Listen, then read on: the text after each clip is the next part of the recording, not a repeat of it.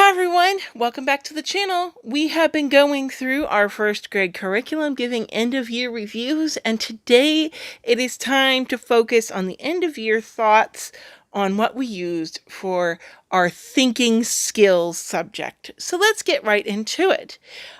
First off is the numerous number of thinking games. They were great for independent kind of challenges for her. I started out the year being more structured with them, and I would have her do each one, like we would sit down together. As the year kind of went on, I kind of have been changing it up so that it was go do them as pick one of the games of your choice and go spend 30 minutes playing it. We really like the smart cookies. The smart cookies is very much kind of think Sudoku, like beginning stages of Sudoku. It's nowhere near that hard. It's kind of like one block of Sudoku. And if you're curious about it, you can find it and you can see, like, look, if this is like a Sudoku thing, like there's usually like 3 of these stacked. So each of these cookies kind of go in like one of the spots kind of thing. And you have like a board of challenges that you've got to do. One thing that it did kind of like take me a while to kind of figure out, and it felt kind of silly. This is one board. So these are the clues for like, this is the whole first challenge. So you take this and then you would use this and you would match it up, put those cookies and you'd hint and place them here. And then once you've done that, you match up all of the others. And then the answers are somewhere in the back. Here they are. The answers are in the back. So yeah, that's smart cookies. We really liked it. We would recommend it. My daughter kind of panicked when I took it off the school shelf to put it in the pile to bring down to my studio to film for the end of year review videos because she didn't want any of these thinking games to go away. Snow White, you've heard me rave about this ages and ages. She's still kind of slowly going through this one. She really likes it. She will pull this out just to play with like the house and create stories with it. And we really like that aspect of it. Maize Hop. I'm going to bring this forward. This took all year to finish. And part of that is because as much in the beginning as we liked the whole concept, and I don't actually think we finished it yet. As much as we liked when we first started this book, the whole concept of like mixing and matching the pages to find the maze that you're on. Yeah, we haven't finished this yet.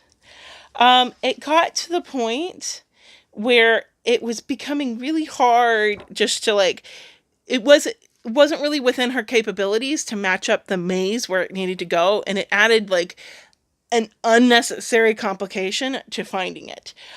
If you have a higher grade level, maybe a 3rd or 4th grade or above, maybe this would be a better fit in that regard.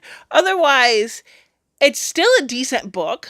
It's still like the facts about like the different areas make great jumping off points. Throughout the year, we've used these little factoid sheets to go and look up that place on YouTube. And we would kind of do like a virtual field trip to that location, like Sydney, Australia and stuff. And it's a really good way to kind of introduce different cities around the world and kind of think about different cultures. I could see it totally being a really cool jumping off point for older grades. If you needed, like for them to go and research and write about that city, there's a lot you could do with this book, and it would be really cool if you want to introduce more around the world. Maybe not for kindergarten or 1st grade. And it's not that we didn't like it, it's just we just got so overwhelmed, so we just never bothered to do it. And so therefore, it's not getting as much benefit out of it if you can't remember to actually do it. I think our favorite thinking game of the year so far is this Rush Hour Junior traffic jam game. This by far was her favorite She had me play with this one for hours with her. She's still going through the challenges. You basically get these little cards, and it, like, you set up. So you set up the board like this, and you try to get the ice cream truck from this side to that side without picking any of the pieces up off the board. So they can only slide, however, like, you can't pick them up. They can only slide on their access point. And it really makes for interesting challenges. So she really, really likes those. And again, this is Rush Hour Junior by Think Fun. So that's it mostly for our thinking games. Oops. Again, everything was really good. We really liked it. There's little we will change for next year.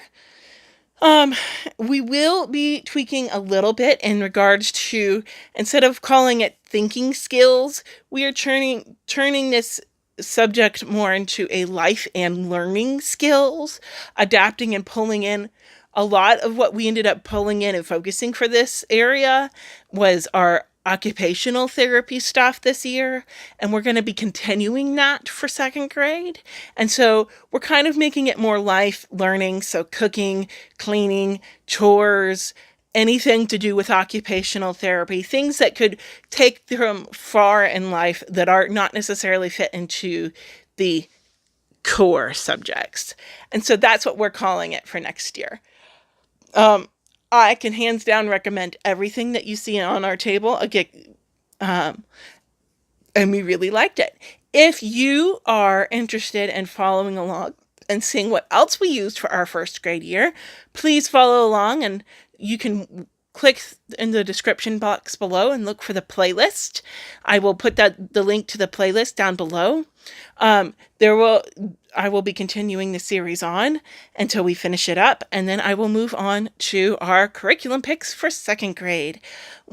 All throughout the year, I do curriculum reviews and homeschooling tips and fun book finds where I find awesome books, like our recent video on the Hidden Figures Young Readers Edition, where I bring you the fun books that are beautiful, educational, ways to sneak in that extra fun. Thanks for watching, everybody. See you in the next video.